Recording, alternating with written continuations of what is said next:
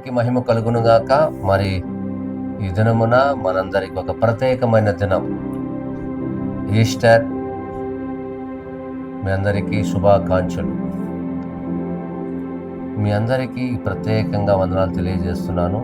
ఎందుకో తెలుసా, ప్రపంచమంతా ప్రభువైన యేసు క్రీస్తుల వారు ఈ భూమి మీదకి వచ్చి ఆయన ఈ భూమి మీద అనేక అద్భుతాలు ఆశ్చర్యకార్యాలు చేసిన తర్వాత ఆయన సిలువ వేసి మృతి నొంది తిరిగి లేచిన దినము ఈస్టర్. ఈ ఈస్టర్ పండుగను జరుపుకుంటూ అనేక మంది హైందవులు చాలామంది వస్తూ ఉంటారు మంచి రోజని. అలాగే మనందరి కోసము ఆయన తిరిగి లేచాడు. చూసారా, ప్రపంచంలో అనేక మంది మహానుభావులు అనబడే వాళ్ళు ఉన్నారు. దేశం కొరకు ప్రాణం పెట్టిన వాళ్ళు ఉన్నారు. వారందరూ తెలివివంతులు, జ్ఞానవంతులు, శాస్త్రవేత్తలు, మహాజ్ఞానవంతులు. ప్రపంచంలో అనేకమైనటువంటి శాస్త్రవేత్తలు ఉన్నారు. అయితే వారందరూ కూడా మరణించారు. వారందరినీ కూడా సమాధి చేయబడింది. వారందరూ సమాధిలో ఉన్నారు. అయితే ఒకే ఒక సమాధి మాత్రమే తెరవబడింది, ఖాళీగా ఉన్నాయి. ఆ సమాధి నీవు నేను ఆరాధిస్తున్నటువంటి నజరేయుడైన యేసయ్య సమాధి ఖాళీగా ఉంది. ఈ రోజు కూడా నీవు చూడవచ్చు. యెరూషలేముకి వెళ్తే అక్కడ ఆయన సమాధి చేయబడిన స్థలము నేటికి సజీవంగానే ఉంది. ఆయన వస్తాను, పాపులందరి కొరకు ప్రాణం పెడతాను. సిలువ మీద ఆయన ప్రాణం అర్పించి ఆయన సమాధి చేయబడింది. సమాధి చేయబడిన 3 రాత్రులు పగలు సమాధిలో ఉన్నారు. తిరిగి లేస్తాననే ప్రవచనంగానే చెప్పబడింది. ఆయన లేచాడు. ఈరోజు సజీవంగా మనందరి కోసం ఆయన లేచాడు. కాబట్టి ఈ మాటలు వింటున్నా మీ జీవితంలో గొప్ప మేలులు, రక్షణ భావాన్ని మీరు పొందుకోవాలంటే, ఆయన యొద్దకు రావాలి. క్షేమము కావాలంటే, మరి మీ వ్యాధి స్వస్థపరచబడాలంటే ఆయనకి మాత్రం అధికారము గలదు. దెయ్యాలను వెళ్ళగొట్టాడు. ఇదిగో పుట్టుక గుడ్డి వారిని స్వస్థపరిచాడు, కుంటి వారిని స్వస్థపరిచాడు, చాంద్ర రోగిని, ఇదిగో కుష్టు రోగమును, జలధార రోగిని, అనేకమైనటువంటి రోగముతో పట్టి పీడిస్తున్నటువంటి దురాత్మ కలిగిన వారిని ఆయన విడిపించగలిగాడు. ఈరోజు నీవు కూడా స్వస్థ పొందాలన్నా ఆయన వద్దకు వస్తే ఆయన పునరుద్ధానుడిపై శక్తి నీకు ఇస్తాడు. కనుక ఈ మాటలు వింటున్న మీ జీవితంలో చూసారే, ఈ ఈస్టర్ దినమున కొన్ని మాటలను, ఆ ఈస్టర్కి సంబంధించిన విషయాలను మనం ధ్యానం చేద్దాం. కాబట్టి ఈ ప్రపంచంలో అనబడిన వారు ప్రతి ఒక్కరూ మరణించారు. మరణించిన వారు అలాగే సమాధిలో ఉండిపోయారు. కానీ మనిషి అన్నప్పుడు పుట్టుక ఉంటుంది, జననం, మరణం ఉంటుంది. అయితే మనుషులందరికీ, ప్రపంచంలో ప్రతి మానవుడికి, సామాన్యుడు మొదలుకొని సామంతుల వరకు, పేదవాడు మొదలుకొని ధనవంతుల వరకు అందరూ కూడా పుడతారు, మరణిస్తారు. మరణంలో వారు మరణించిన తర్వాత భూమిలో పాతి పెట్టేస్తారు. అయితే నీవు నేను కలిగి ఉన్న నజరేయుడైన యేసయ్యకి మాత్రమే 3 దినాలు ఆయనకు జననం ఉంది, మరణం ఉంది, తిరిగి లేచాడు. ఆయన సజీవుడుగా లేచాడు. మరణమును జయించాడు. మరణపు ముళ్ళును విరిచాడు. ఆయనే నజరేయుడైన యేసయ్య. కనుక ఈ లోకములో ఆయనే ఈ లోకానికి వచ్చి పాప విమోచన కలిగించిన వ్యక్తి ఏకైక దేవుడు నజరేయుడైన యేసయ్య. కాబట్టి ఈ ఈస్టర్ సందర్భంగా లూకా సువార్త 24వ అధ్యాయం 1 నుంచి 5 వరకు చూస్తే, ఆదివారం ఉదయకాలమున సమయంలో కొంతమంది స్త్రీలు శుక్రవారం దినమున ఆయన సిలువ వేశారు. మరి ఆదివారం ఉదయమున యేసు ప్రభులు వారిని సమాధి చేయబడినటువంటి ఆ తోట దగ్గరికి వెళ్ళి ఆయనకి సుగంధ ద్రవ్యాలు పోయాలని కొంతమంది స్త్రీలు ఉదయకాలం లేచి వెళ్ళారు. అయితే సమాధికి వెళ్ళారు, కానీ అక్కడ వారికి కనబడలేదు. వారు చాలా భయపడిపోయారు. వారందరూ కూడా ప్రభు దేహాన్ని ఎవరో తీసుకెళ్ళిపోయారని భయపడుతూ ఉన్నారు. 5వ వచనంలో మనం చూస్తే 24:5 వారు భయపడి ముఖములను నేల మీద మోపిచుండగా వీరు సజీవుడైన వాడిని మీరెందుకు మృతుల్లో వెతుకుచున్నారు? సజీవుడై ఆయన లేచాడు. ఆయన మరణించక ముందే నేను 3వ దినము లేస్తాను పలు సందర్భాలు బోధించాడు. ఆయన చెప్పిన మాటను మర్చిపోయి ఆయనను చూడాలని, ఆయనకి సుగంధ్రవల పోయాలని, ఆ దేహానికి సుగంధ్రవల పోయాలని కొంతమంది స్త్రీలు పెందల కాడు లేచి మధ్యలోనే మరి అనేక మంది ఆమెతో పాటు కలిసి స్త్రీలు వెళ్ళారు. అయితే అక్కడ ప్రభు దేహము లేదని వాళ్ళు భయపడుతున్నారు. అంతకు మునిపే దేవుడు లేచాడు సజీవుడిగా. ఆయన సజీవుడైన దేవుడు. మన దేవుడు ఎవరో తెలుసా? సజీవంగా మరణపు ములను విరిచి సజీవంగా లేచిన దేవుడు. ఆయన లేచి యేసు ప్రభుల వారు సజీవుడిగా లేచిన తర్వాత సంచరించిన రోజులు నిజంగా 40 దినాలు అనేక మందికి, సేవకులకి, శిష్యులకి, ప్రజలకి అందరికీ అగపరుచుకున్నారు. ఆయన యూదులకు 3వ దినమున లేస్తానని గ్రహించలేకపోయే ప్రజలు కనుక ఈ మాటలు వింటున్న మీ జీవితంలో మీరు ప్రభు దగ్గరికి వచ్చినప్పుడు ఆయన సజీవుడని రావాలి, ఆయన సజీవము కలిగిన దేవుడని రావాలి. కాబట్టి యోహాను సువార్త 10వ అధ్యాయములో 10-18 మనం చూస్తే అక్కడ చక్కటి మాట రాయబడి చూద్దాం. యోహాను 10:18 అనుకుంటా.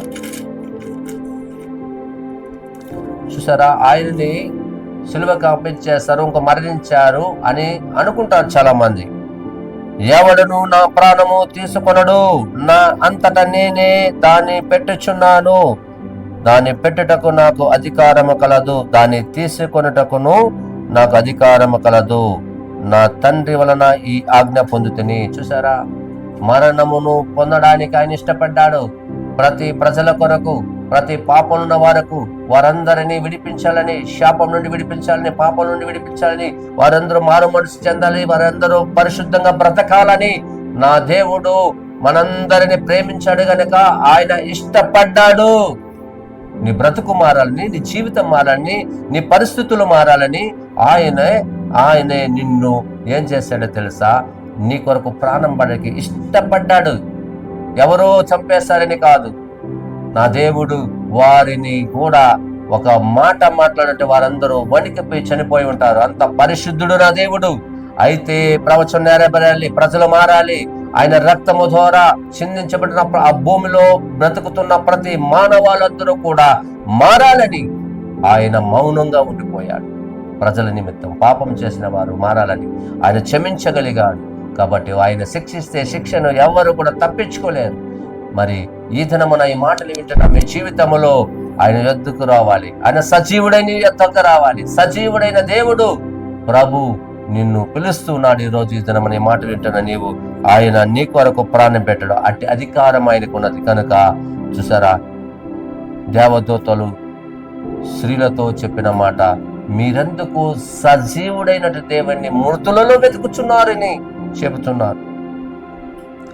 ఆయన సజీవుడు కదా, లేచాడు కదా, ఆయన దేవుడు కదా, చెప్పాడు 3వ దినం లేస్తానన్నాడు.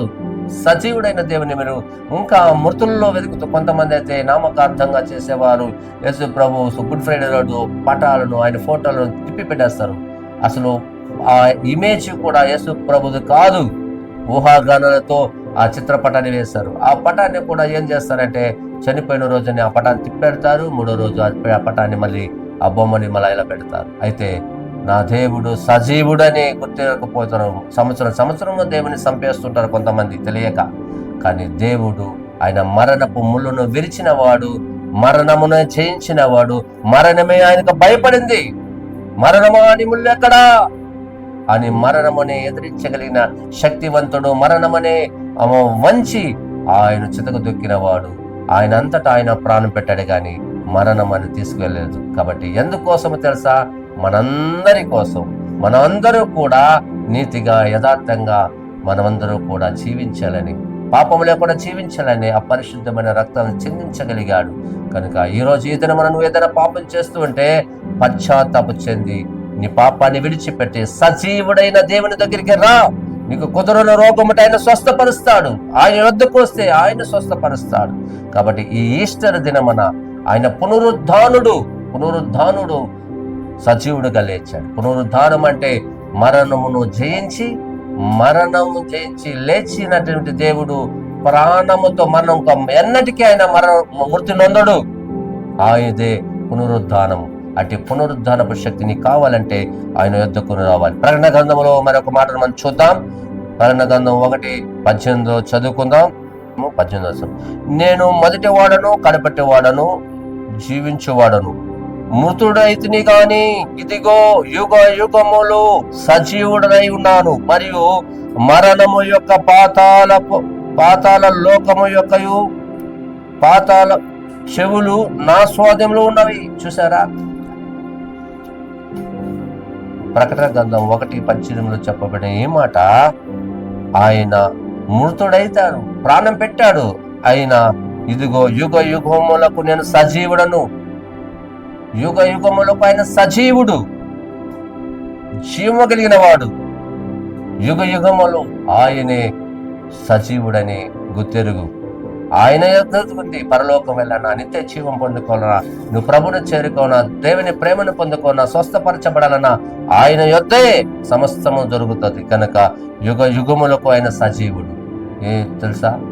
యుగాలు మారిన, తరాలు మన, నిన్న నేడు నిరంతరము ఏకరీతిగా ఉన్న దేవుడు మన దేవుడు. నీవు నేను ఆరాధిస్తున్నటువంటి నజరేయుడైన యేసయ్య ఇదిగో మనుషులు ఈ రోజు ఉన్నట్లుగా ఉండరు, రేపు ఒక విధంగా, మరి రోజులు మారే కొద్దీ మారిపోతారేమో, కానీ నీవు నేను కలిగినటువంటి సజీవుడైన దేవుడు నిన్న నేడు నిరంతరము ఏకరీతిగా ఉన్నవాడు, మార్పు లేని దేవుడు, ఆయన సజీవుడు, ప్రాణమును జయించిన వాడు, మరణపు ముళ్ళను విరిచిన దేవుడు ఆయన. కనుక ఆయన సజీవుడని నమ్మండి. దేవుని వాక్యము మనకు చెప్తున్నప్పుడు మత్తయి సువార్తలో కూడా మనం కొన్ని మాటలు మనం చూద్దాం. 16:16 మనం చూస్తే, యేసు ప్రభు సజీవుడిగా తిరుగుతున్న రోజుల్లో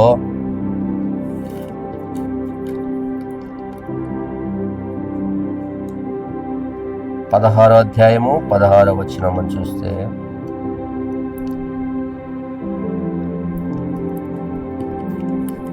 అక్కడ ఆయన సజీవుడిగా లేచిన తర్వాత తన శిష్యులకు కనబడతాడు ప్రభు. చాలా మంది ఆయన చూసినప్పుడు, మరి 16:18 చూద్దాం. మరియు నీవు పేతురువు,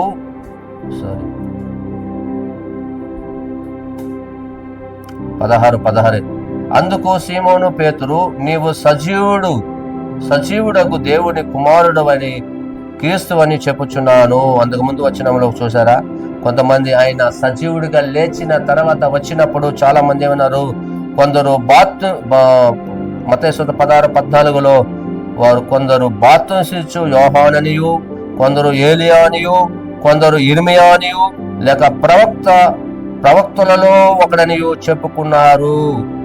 చాలా మంది ప్రజలు ఏమనుకున్నారంటే ఏలియా అని, యోహానని, బాప్తిస్మిచ్చే యోహానని, మరి ఇర్మియా అని, అలాగా ప్రవక్తల్లో ఒకడని అనుకున్నారు.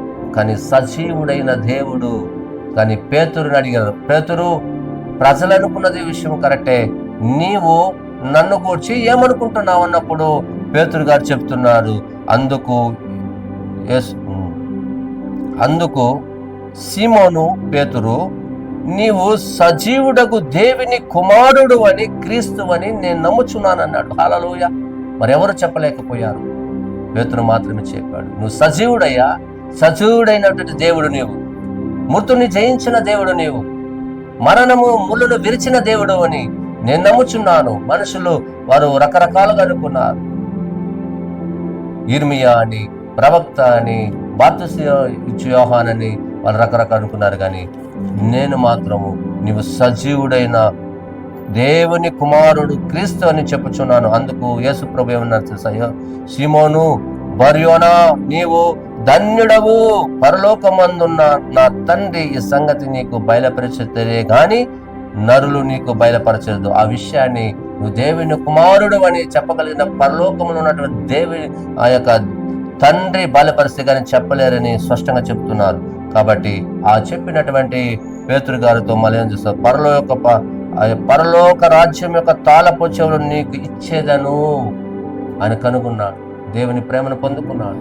నీవే నన్ను రక్షకుడిగా, దేవుని కుమారకుడిగా నువ్వు గ్రహించావు గనక నిజంగానే అక్కడ పరలోకపు రాజ్యం ఒక తాళపు చెవులు ఎవరు పొందుకున్నారంటే పేతురు గారు పొందుకోరు.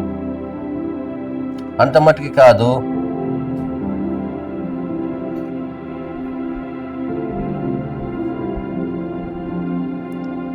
పేతురు ఆయన చేపట్టిన ప్రభువా నీకు నిజంగానే పేతురు గాని బహుబలంగా వాడుకో. పేతురుతోనే సంఘాన్ని కట్టాడు. పేతురునే దేవుడు, పేతురు నువ్వు ఒక బండ, ఒక కేఫా అని ఆయన చెప్పి, నీవే అయితే నా సంఘాన్ని నీ మీద కడుతున్నా, సంఘాన్ని ఒక అపోస్తు పునాదుల వలె నీవు ఆ మొదటి సంఘముగా నీ మీద కడుతానని దేవుడు పేతురుతో సంఘాన్ని కడతాను, నా గొర్రెలను కాయి, నా గొర్రెనే నువ్వు కాయి, గొర్రెని కొరకు నీవు ప్రయాసపడు అని నిశ్చయంగా పేతురు గారితో అక్కడ మాట్లాడుతున్నావు. కాబట్టి నరుడు చూసారా, పేతురు గారు యొక్క ఆ యొక్క పరలోకపు యొక్క తాళపు చెవులను పొందుకున్నాడు. ఈరోజు నీవు కూడా పొందుకోవాలంటే నీవు పరిశుద్ధంగా జీవించాలి. కాబట్టి ఇక్కడ చూస్తున్నటువంటి విషయాల్లో పేతురు నీకు కేఫా, నీకు బండ మీద సంగమును కట్టుదును, 18వ వచనం చెప్పబడింది అది. మరియు నీవు పేతురవు ఈ బండ మీద సంఘమును కట్టుదును, పాతాళ లోక ద్వారములు దాని ఎదుట నిలవ నేరవని నేను నీతో చెప్పుచున్నాను. చూసారా, పాతాళ యొక్క చెవులు ఉంటే అది తీయాలన్నా, లోపలికి వెళ్ళాలన్నా ఆ అధికారం పేతురు గారు పొందుకున్నారు. కాబట్టి నీవు కూడా సజీవుడని నువ్వు ఒప్పుకోవాలి. పేతురు ఒప్పుకున్నాడు, నువ్వు సజీవుడయ్యా, దేవుని కుమారుడని ఒప్పుకున్నాడు. మరి యోబు గ్రంథంలో ఒక చక్కటి మాట ఉంటుంది, దాన్ని చూద్దాం. యోబు 19వ అధ్యాయము 9వ అధ్యాయములో యోబు గారు గురించి మనందరికీ తెలిసిన విషయమే.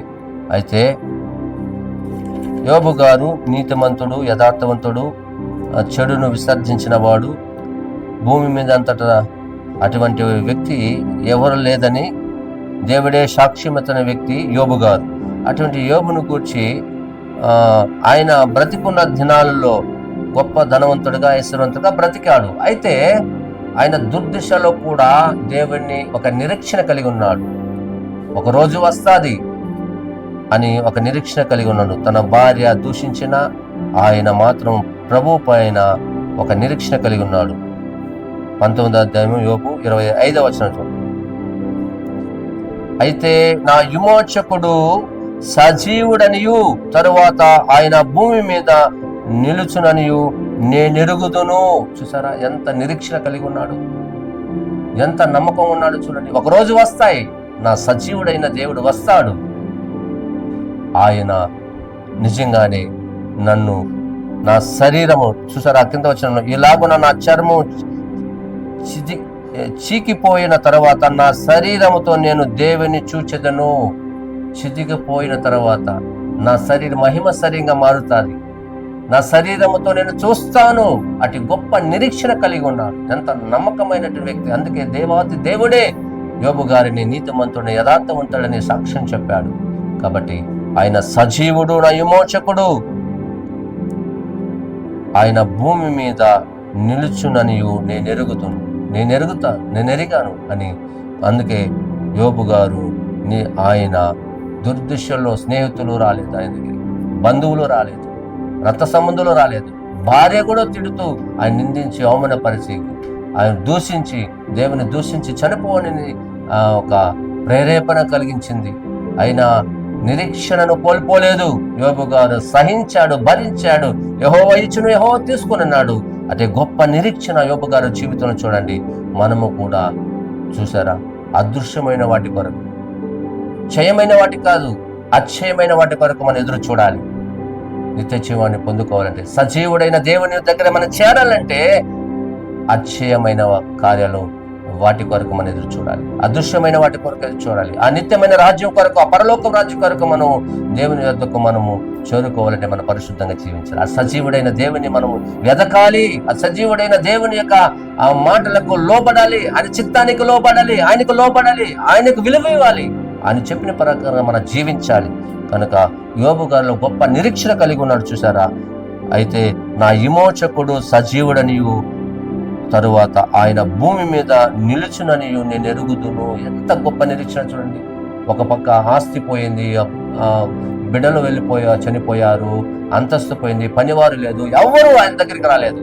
అయినా దేవుని పైన ఉన్నట్టు ఆయనకు ఉన్నట్టు భక్తి, విశ్వాసము, నమ్మకము, ఆయనకున్నటువంటి ఆ నిరీక్షణ ఎంత గొప్పదో చూడండి. నా సజీవుడైన దేవుడు వస్తాడు, నా శరీరంతో, నేను మహిమ కలిగిన శరీరంతో నేను చూస్తాను అనే గొప్ప నిరీక్షణతో ఉన్నాడు. అటువంటి నిరీక్షణ నీకెందుకు ఉండకూడదు?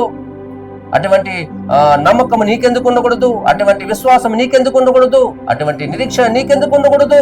అటువంటి నిరీక్షణ నువ్వు కూడా కలిగి జీవించాలని ఈ సజీవుడైన దేవుని, ఈ పునరుద్ధాన దినమైన నీ హృదయాన్ని మార్చుకొని, ఈ పునరుద్ధాన దినమైన నీవు నీ బ్రతుకును, నీ కుటుంబంలో నీవు సంతోషంగా, సమాధానకరంగా, నీవు నీతిగా బ్రతకాలని ఈ మాటలు వింటున్న నీ జీవితంలో నువ్వు ఆశీర్వించబడాలంటే సజీవుడైన దేవుని యొద్దకు రావాలి.